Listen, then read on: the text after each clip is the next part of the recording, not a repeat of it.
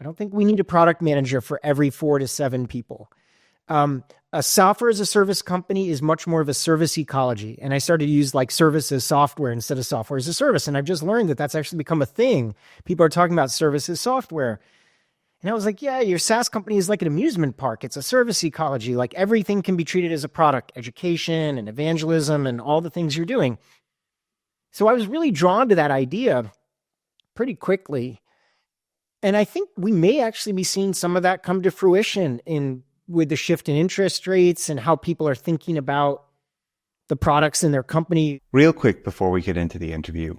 One of the first exercises I run with executive teams is mapping their business portfolio to visualize the current work in progress and how it aligns to the overall business strategy. Now, without exception, every time I run this exercise, the gap between the current state and desired state is far wider than every executive believed, hoped, or even imagined. I've put the exact template to use, how I do this, and made it free for all of you to download by following the link in the comments.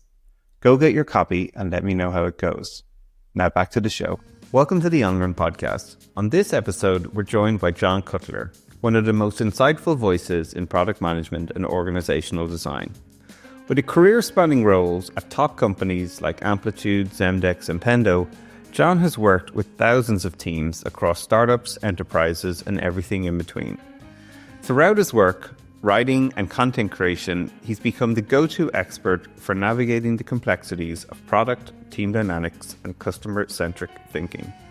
We'll dive into how you can find your unique voice to share ideas and create content that resonates with the world, how invaluable lessons and unlearning that come from working with thousands of organizations over the last few years, and the evolving understanding of product management across different contexts, whether that's service, product, massive enterprises, or service as a product. John's approach centers around what works for your context and challenges traditional one-size-fits-all thinking in product management. You don't want to miss this conversation, but let's hear how it all got started for John at the beginning of his career. Enjoying the podcast? Don't forget to subscribe and follow us on YouTube. This way, you won't miss any episode, and it greatly supports our podcast. You know, like I said, we've been doing this show for 4 years now, and like I was going back through, people we've had on and people we need to get on, and like one of my glaring ones was like, holy crap, we haven't had John on, which is kind of ridiculous. So I'm delighted, to have you here. So I think the first time we met must have been at the Mind the Product Leadership Conference, probably in like fucking 2015, if I remember correctly. Yeah, sometime around there. Yeah. Yeah, no, it's great. And, so what struck me instantly from meeting you was like your care for this discipline of product management, your interest in moving, if you will, like the group forward, the thinking, the processes, and really sort of challenging yourself about, how we could do that. And, it just struck me straight away when we met each other. And then it's been great to just watch over the number of years, like how much you've contributed to the, the craft. You're constantly doing amazing, fun drawings that I always love looking at. And, you really found your groove to communicate with people. So, it's been fantastic that you've been able to bring that to the community and rally a whole bunch of people. So, bravo with that. But for many people, they probably look at your career and you're someone who has done lots of different roles, even as you were like starting out, from design to product management. You've been in companies, you've been out of companies, you've done like product evangelist type roles, you've been an operator as well. So, there's a lot of stuff that's happened there, and they're probably looking, going like, well, how the hell does John make these choices, But if you look back at your career, is there a moment that sort of stands out to you as like a sort of turning point, if you will, where it may not have mattered a lot at the time, but in retrospect, you're like, oh no, this was a real seminal moment. What sort of helped me figure out what I'm doing today? Yeah, it's funny. There's probably a couple of those inflection points. When I was in my early 20s, I was very intent on proving to my family that I could do something. I used to be an inventor 16-year-old. I was always telling them we're going to make this stuff, or I was telling my sister-in-law, we're going to sell books on the internet and office supplies. And they were like, you're crazy. And I was really, really intent at that point of just doing and starting something. So I do remember the day I got a credit card in the mail, and I went immediately and started taking a bus and then a train through New York into New Jersey to Comp USA to buy a computer and to start a business. So I had this video game company at the time called Last Call. This is a bartending game. And that was a couple of years. And that created a bit of a spark at the time of what it feels like to just be with a fun group of people making something. We had this loft in Dumbo at the time, which is actually affordable in New York. Now it's very, very luxurious. And yeah, we were sitting there, there was a hurricane at the time. And I remember the floor had 3 inches of water in it, and we were lifting computers up. The game was a CD-ROM too. So we had to ship it.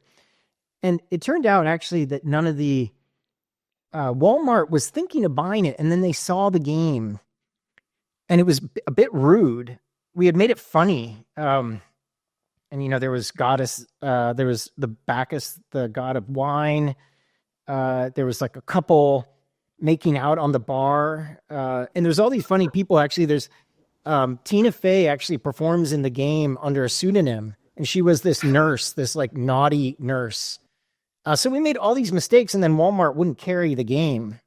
And the publisher was really angry. It became a sort of odd cult kind of game that I sold from my bedroom for the next couple of years to do that. So that was one of the things, is just getting the taste for this stuff. And then after that, I played a lot of music and did these tech jobs in New York before it was really product management type jobs. So I did that. And it's funny, though, mention those things. Someone I worked with on that game eventually got me my 4 next jobs in tech. This guy, Bruce Epstein, who was there was something called like Lingo, which was this macro media programming language that you would make kind of director and Lingo. It was this weird way you'd make products or whatever. And I met Bruce through that. And he got me these jobs as a PM or working at this startup, as this 2 crazy startups in New York during that time. So actually, so many things happened because of that one day I walked out with a credit card and then intent on doing that.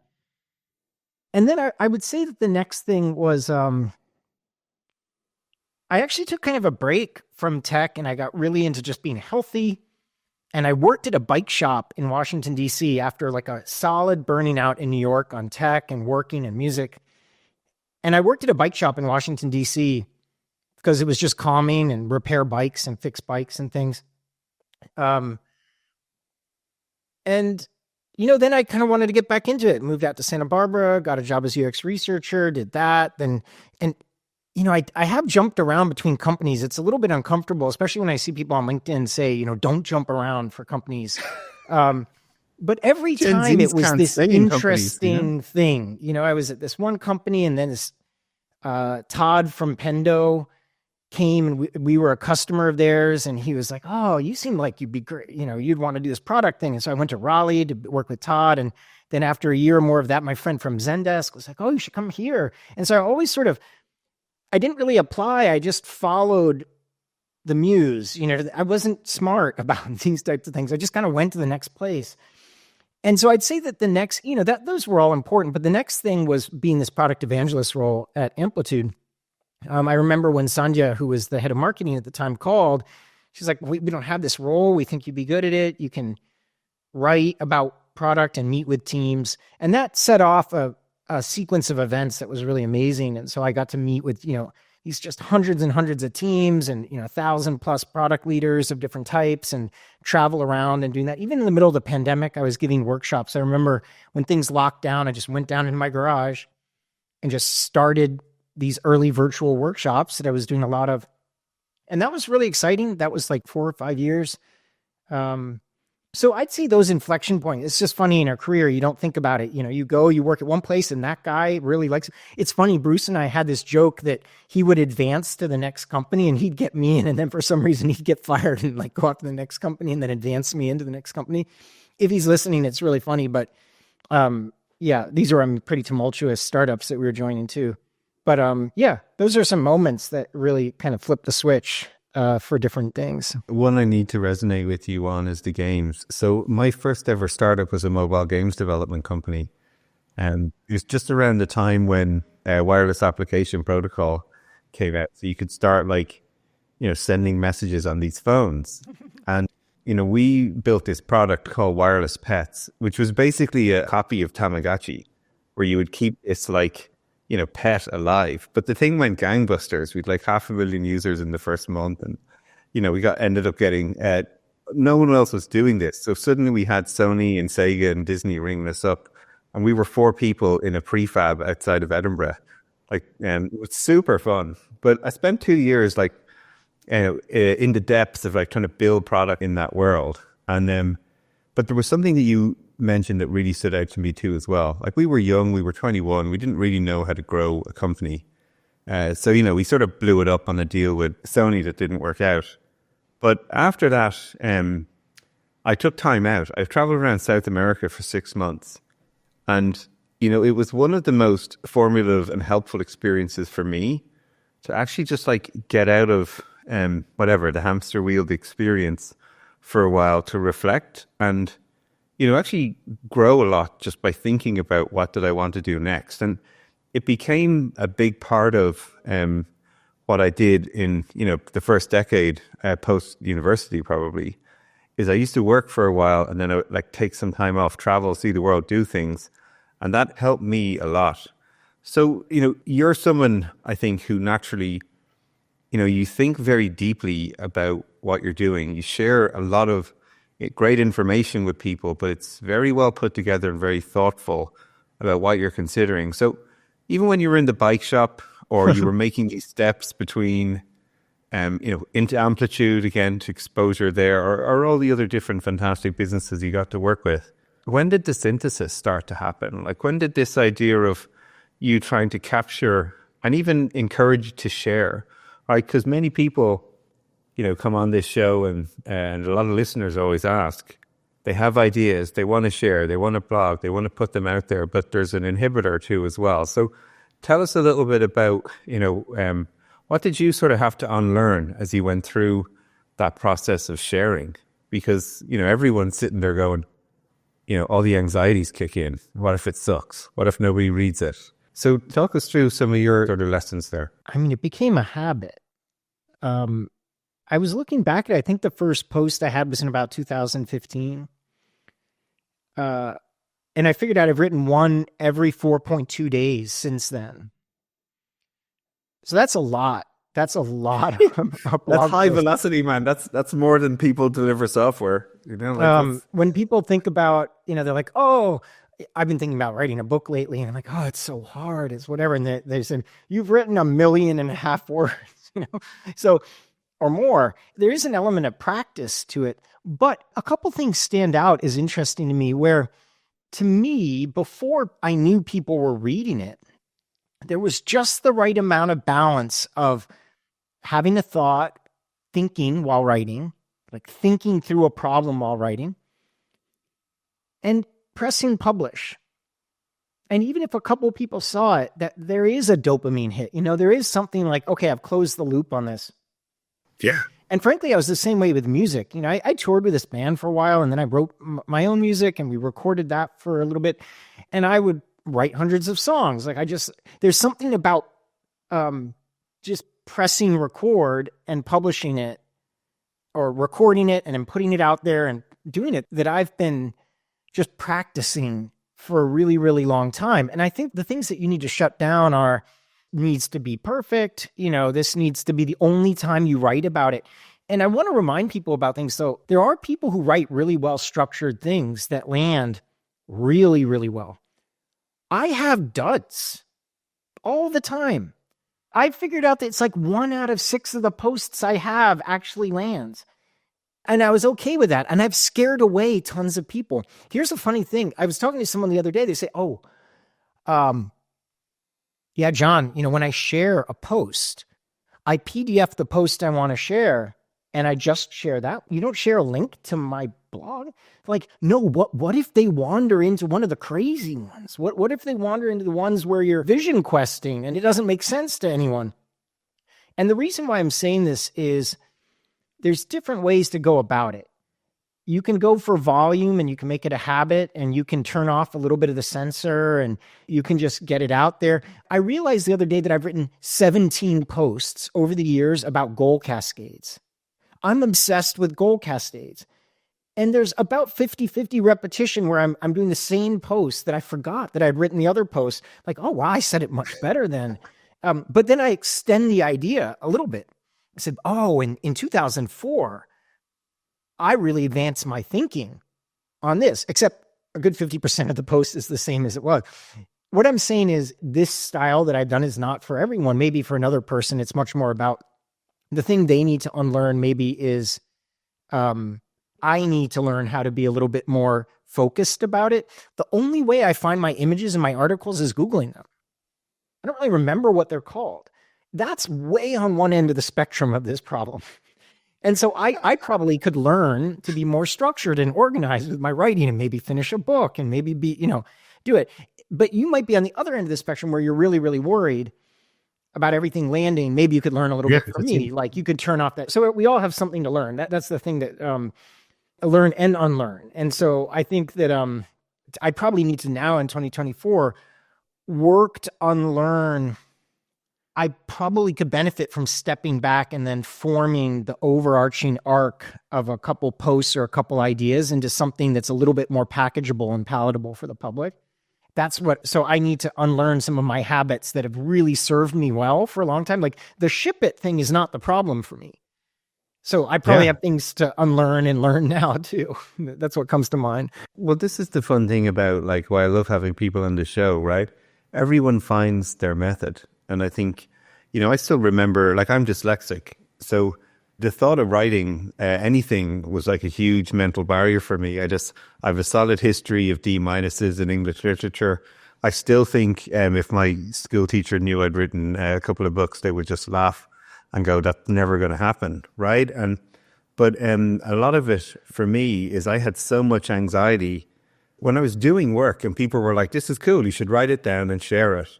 And to me, I instantly went, I didn't think about, did anyone care? I was thinking about, oh my God, it's going to take me 2 hours to write a paragraph because I have to spell check it 15 times. Because I had this anxiety of, what was an inhibitor to me? Just, I can't spell, like that's life, But one of the things that was fascinating to me is I started to think more about like the way what I'm creating was more content. So it wasn't, just writing. Writing is one way to create content. There's lots of optionality around how to create content. And for me, what was actually much easier was talking. And even with Unlearn, I didn't write that book. I got basically a journalist to interview me, and we would talk about the ideas in the book and transcribe it with an AI, and then he would edit like the transcription and we'd start iterating the chapters really fast. And, that's what allowed me to find my path to be, effective for me.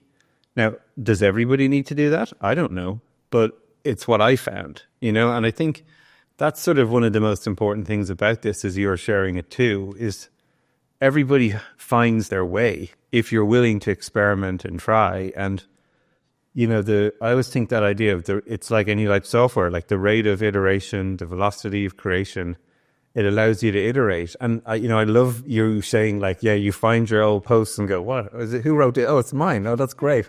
That's just something that's great about that, and yeah, like that's what conversations in a way are, right? You share a thought at that moment. Is it your best thought? Sometimes. Is it your worst thought? Maybe.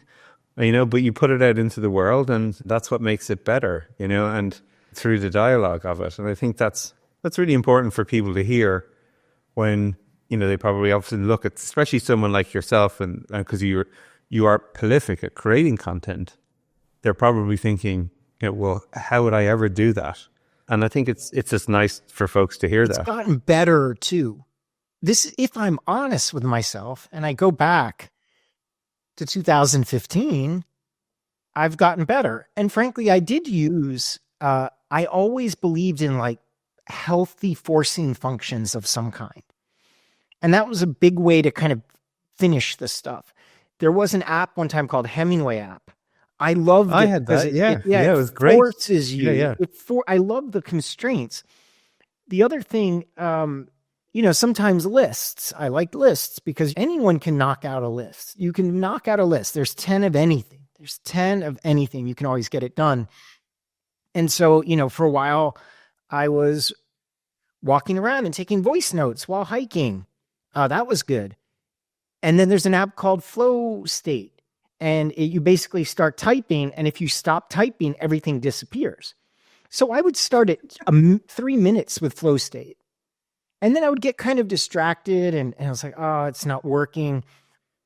And then I moved it to 5 minutes and 10 minutes and 15 minutes. And it would be like if my mother would call, I would be talking to her and just sort of, A, S, D, F. Like I didn't want my writing to go away, but I would be talking to her.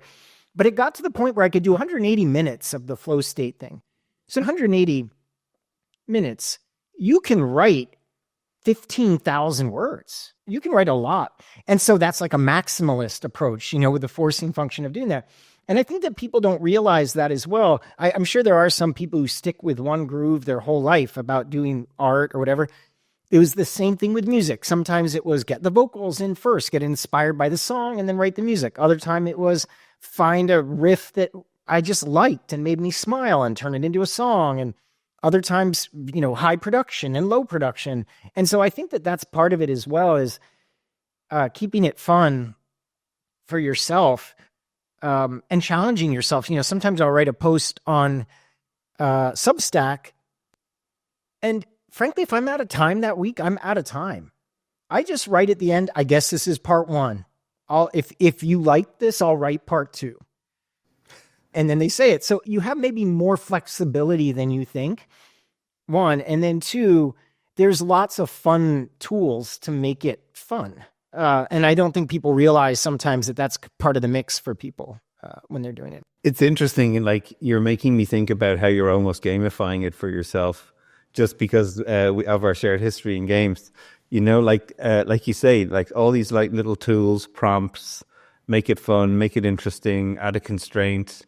There's always those great cards that you're going to remind me. Who was the person who always had the cards to teach people when they were making music? He had these cards that he would use. Oblique. Something. That's it. Oblique strategies. Oblique strategies. Yeah. Yeah. Right. So he had when artists were creating music, they would have write everything down and pick the last thing and use that, or, take something away, or, these are all, I think, great little prompts for people to think about when they're sort of playing around with this stuff. So let's talk a little bit about, product management specifically, right? Like you said, you've done a wealth of different roles, different companies. You're probably someone who's spent as much time as anyone with product managers and different teams, especially, as you say, in your role with Amplitude, where you were speaking to teams constantly, I'm sure in Pendo as well.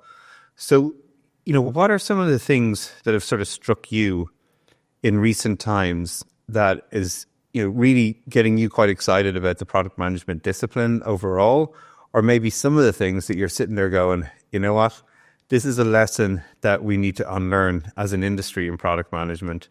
Because, we're starting to get some best practices. We're starting to see behaviors that don't work so well. So you're someone who's sort of been, being maybe an anthropologist in some ways of this, what has sort of struck you? Yeah, I do think that some practices have risen to that point of being pretty ubiquitous. I am still struck when I'm chatting with teams just how varied and contextual product management can be. And I think that that's the cliche feature, not a bug, really. I think that that's one thing that makes it interesting and exciting. I think people wish that it was more defined and they wish it was more standard. But to me, in the software space, this is what makes it interesting. It does have these differences. I mean, if you take something like consumer goods or shoes or clothing, and you say a product manager in that space, it's much more certain what they're doing and what they own, and they own P&L for this, and they probably have some background in shoes, but they're not the designer. They are not the engineers involved with the shoe construction. They're more of a quote unquote business role, but they appreciate if it's outdoor equipment, they appreciate the outdoors and appreciate what they're building and the stuff. And so, yeah, I think that one thing is that product management is very much still in flux in a lot of environments. So that's one thing that makes it interesting. I always find that I'm pushing the limit at the time. So it was probably around 2017 or 2018. I was like, you know what? I think this multi-product stuff is not good. I think we're calling everything a product. It's not all a product. That's packaging. It's that stuff. I think we have too many product managers. I don't think we need a product manager for every 4 to 7 people. A software as a service company is much more of a service ecology. And I started to use like service as software instead of software as a service. And I've just learned that that's actually become a thing. People are talking about service as software. And I was like, yeah, your SaaS company is like an amusement park. It's a service ecology. Like everything can be treated as a product, education and evangelism and all the things you're doing. So I was really drawn to that idea pretty quickly. And I think we may actually be seeing some of that come to fruition with the shift in interest rates and how people are thinking about the products in their company. You see things like team topologies or other stuff, trying to really think about what the value streams are, what you're working with. And even, when you see someone like Brian Chesky say, we had all these teams going off and chaotically doing whatever they want, and then suddenly we discovered there was dependencies between them. It's almost like Brian Chesky discovered theory of constraints, which is really funny. And he discovered dependencies, and he discovered that you can't be doing 500 projects at once and things like that. Anyway, it's kind of funny that he's discovering those things. But he's like, well, we have to really think more end-to-end at Airbnb. We have to think about service design. We have to think about the whole experience. It needs to fit together. It needs to work. So that's one interesting thing I'm seeing these days is that, part of the world is just, oh my God, we're just lucky to even have product managers, or, they're thinking like that. And in the fast-growing product companies and the fast-growing software product companies, they're kind of reeling from having gone a little bit too far in the direction of everything being a product and everything being the independent teams. The teams were too independent. There was too much chaos. There was too many people doing all the things. When Amazon is saying, hey, yeah, 2 pizza teams and everything, but we really need to innovate. We have to focus. We have to get things done. We have to be more efficient, which is kind of what a statement was recently. That's kind of a shift. And this fascinates me, right? That the early adopters, and it's not really early adopters. I mean, the first B2B SaaS product officially, there was via web, Yahoo did some things, but it could have been Salesforce, maybe, so Yeah. 19, just before 2001, and then they went public. And the history is not long here with these things, but there was a first wave of those companies. Then there was the mobile companies, 2008, 2009, 2010, 11. The crash happened. There was a lot of new funding. People started a bunch of companies. And so those are the companies we know. That's Airbnb, that's DoorDash, that's, anything that used a mobile app. So there's kind of these different waves. And it's funny, you have the eBays of the world and the old, that sort of V1 of companies. They're struggling just like your average digitally transforming non-digital product selling company. Yeah, absolutely. At the moment. So I just love this. I love the fact that you have these waves of growth, new companies starting, growing, hitting local maximums, the practices that worked in 2020, not working in 2024. One of the critical things for me is, remember, I worked in an analytics company. I worked with the group that published our benchmark report in the middle of the pandemic. So I saw thousands of companies and what the pandemic did to different companies. And you saw companies that were literally having a Cyber Monday every Monday. They were growing faster and adding users faster than they had ever done in the history of their company. And then there were other companies that were, experiencing an existential crisis at that time to do it. Anyway, long and short to say, you have these big multiple waves of companies growing and changing. Product management gets defined in those particular companies. It changes, the economy changes, product management shifts. You have these later adopting companies just getting to even the most basics of doing it. So it's a whole mess of practices and quote unquote maturity, I guess, which didn't answer your question other than like, I'm a super nerd and maybe I've just confirmed that I am truly the anthropologist. We need someone. We need somebody to do it. So, you're as good a candidate as anyone, John. No, but like it is fascinating just hearing you describe your observations from like the exposure that you've had ultimately, right? Most people, reside within one organization, right? Their learning cycle is generally a couple of years where they go into a company. It's a different context. Maybe it's a similar domain. Maybe it's a similar company size, right? So the rate of velocity and experience and picture that you get, that's what you're learning, right? Maybe you're doing consulting and you're going around to many companies, but even if you're consulting, you're lucky to see 4 or 5 companies a year, right? If you're doing that, right? So it's always fascinating, as you say, when you were in that role and had a chance to speak to thousands of teams, like, 2 or 3 a day, about how are they doing it and what their context is, right? It just brings a different picture that, again, most folks just don't get that perspective because of the nature, of the situation that they're in. But it is fascinating, as you sort of describe, the approaches people take, right? There's moments where, any discipline sort of has its time in the sun, and product management is, had its moment where it went from what are product managers to these people are the most important characters in the entire organization. They drive everything, to people then sort of rebelling against that, and to, like finding, as you say, what works for them in their context. And invariably, I always find it is the companies or the teams that are in this motion of attempting and trying things. It was actually the big inspiration for me with writing Unlearn, is because I kept learning new skills was never a problem for people. People are smart, they can learn stuff.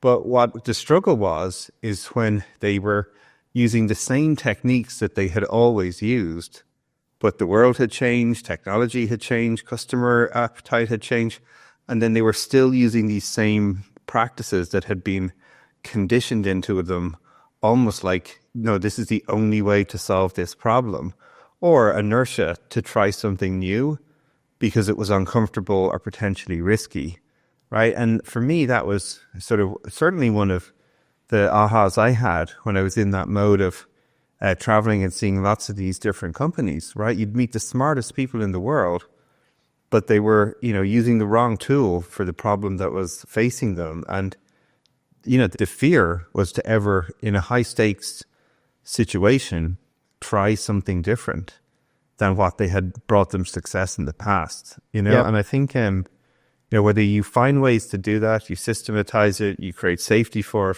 whatever it might be, those companies were the ones that always inspired me. And, I still think of one great example where Capital One were doing their business transformation in 2016. And I still remember sitting down with their executive team, and they were sitting there thinking, all right, we want to have this agility in our business. So what does that mean? What does it mean at a team level? And they were bold enough to bring like their operations, their product management, their engineers, their legal teams, and the chief legal officer, it strikes me to this day, he was sitting there thinking, well, do I need to have a legal officer in every one of these small cross-functional teams? Like, does it make sense? Where does it make sense? And it was just fascinating for them to even explore that idea. That was Capital One going to become like the number one hirer of lawyers in North America to make this thing work? But it's fascinating just to see people go through that process and challenge their thinking. Like that's what I hear a lot when you're sharing this, is whether you're Brian Chesky, as you say, you finally figure out the theory of constraints for the first time, but that's not a language that's spoken about specifically in the Valley, right? It's that, these sort of what many people might consider seminal books in, software engineering worlds, like these aren't necessarily what your designers, as Brian was, or classic entrepreneurs go to on day one, unless they are an engineer. Yeah. So, it's great to hear you share that. It's I as you think go that through your mind? the thing that stands out to me as well is that I do think the last year or two, things have gotten really difficult. And the idea of continuous improvement, the idea of having enough safety to sort of reflect on what's going on and take small steps towards that and improve, I think has been a bit impaired in these last couple of years. I think people are worried. They're worried about layoffs. You need a sense that things are going to be okay. You need the safety in a company to know things are going to be okay. And talking about unlearning, look, there's been a lot of things that I used to talk about all the time that I had to really challenge my attachment to. For example, we're just going to visualize the work. If we could just visualize the work, it would be okay. Well, I had to learn that visualizing the work can be one of the most threatening things you can do in an environment. In fact, it's my analogy is when Maria Kondo she had kids, so then I don't think she relaxed her stringent things about sparking joy. But Maria Kondo would come in and take all the junk out. There's no junk drawers there. She'd dump it in the middle of the floor, and then you'd put it back in. And I'd always found myself very attached to that idea. That's great. We're going to all be on the same page. We're going to visualize the work and we're going to reflect on it. And what I realized is that you need the safety to do that. And you, in fact, like for example, in the Valley or at tech companies, they are explicitly designed to never have to visualize all the work. In fact, visualizing the work is a signal that something has failed. Those companies don't work with, we're going to do a retro and we're going to hang out. We're going to do these things. It's more like, if you have a problem, tell your manager. It's the manager's job to sort out your problems. If they have a problem, tell their manager. And if they have a problem, tell their manager. When trust drops in the setting of these companies, information doesn't work. It doesn't actually travel up and down. So you see now in the Valley, a lot of the layoffs and a lot of this, we're going to flatten the org out and we need to get into the details. And oh my God, is anyone working? And we have the hangers on in our company and who knows. It's very fear driven. It's very paranoia driven. And it's because the different parts of the companies don't trust each other. The front line doesn't trust the managers don't trust the leaders definitely don't trust the middle managers. So that was something I had to kind of unlearn, are these very sort of pure ideas of how continuous improvement might work. We're just going to visualize the work. We're going to just do that to be like, context really, really matters. So that's like an example of something where... No, it's a great example. You just reminded me thinking about the contextual nature of these things where, these large companies that are in essence descaling, that's what's happening. They're descaling and decoupling. They're huge. Are in a very, very different context than the companies are still growing 20, 30, 40, 50, 60, 100% year over year. The psychology is completely different. The politics are completely different in companies that do that. And once that sort of hits home that, one is struggling with bureaucracy, the other is struggling with adhocracy. Yeah. One is the fear of untangling the mess. The other one is just the fear that the mess might be accumulating to begin with.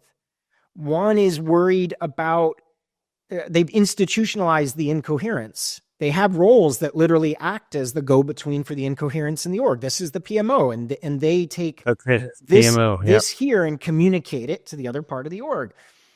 And meanwhile, in the startup is the absolute paranoia of anything like that ever happening. The idea that you'd have these kind of roles that are just acting as a go-between between these things, that's bureaucracy. That's something that we don't want, those things.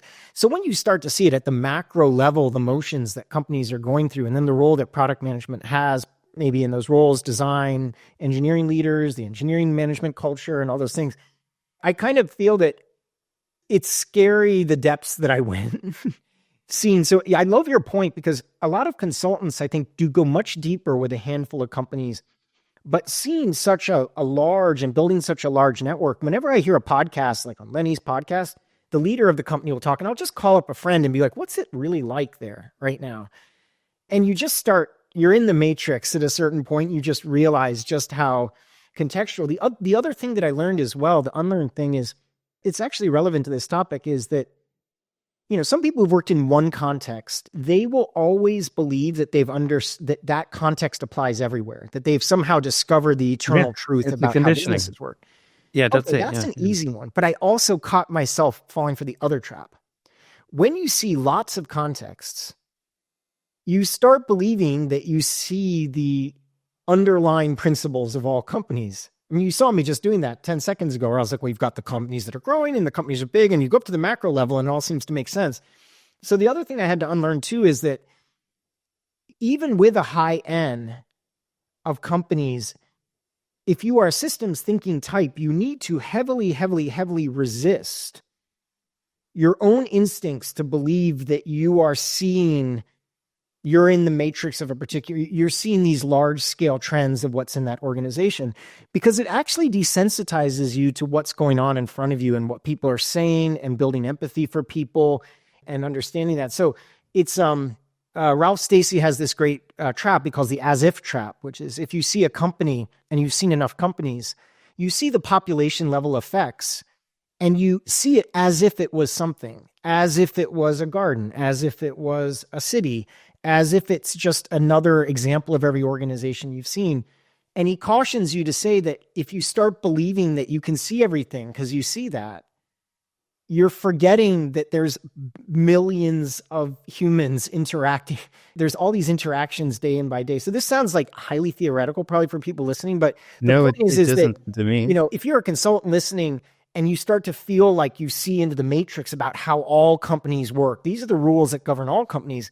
You've got to unlearn that a bit, because you'll drink your own Kool-Aid and you'll believe you see it all. But if you've worked successfully at Microsoft for 20 years and you believe, or at Amazon, and you think, I know the first principles of business because I worked in this successful business, why don't people listen to me in these other companies? You're suffering from the other side of the coin from that. So there's some interesting things that I've been thinking about lately. Yeah, no, it's great to hear. One of the things that I found myself personally falling into was during the pandemic, and I was was doing some advising calls, and my wife stopped me and she was like, I know your answer to that question. I was like, what do you mean? She goes, I've been listening to you on your phone calls today and I know your answer to that question. And it was I've had the exact same thing. That's why I've had, when you're stuffed into a small space too, we hadn't moved into a larger place because we were stuck in the pandemic. We were still in a tiny 1-bedroom with a 2-year-old. Yeah. Working on top of each other. And she would, Sharon would like finish these thoughts. She'd be like, it's too much work in progress, right? To do these things. And I was like, I've become my own worst enemy with this stuff. Exactly, but it was, but exactly as you're describing is the pattern matching would happen very quickly, and so it's a funny reminder. So looking forward then, you've got lots of great stuff in front of you. You're building great products. You're working with all these great people. What are you most excited about what's happening in the industry right now? Yeah, a couple things really stand out. I mean, I do think the last couple of years have been really difficult. The optimist in me imagines that some new things will emerge. Some things that get me really excited. This is going to sound crazy, but I think that these large non-digital product producing companies with tens of thousands of employees are doing a better job at the moment than big tech is about holding their crap together.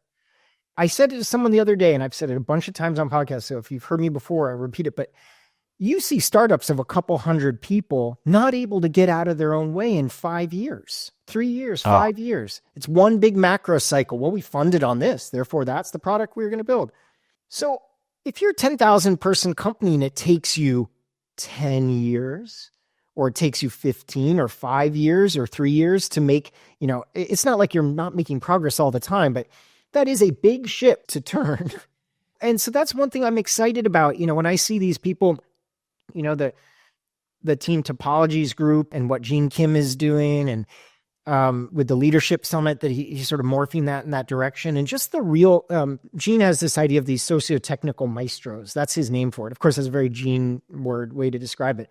But what he's describing are just these systems thinking, complexity aware, thoughtful leaders in these pretty complex environments who are making better decisions than worse decisions about how to move these things forward.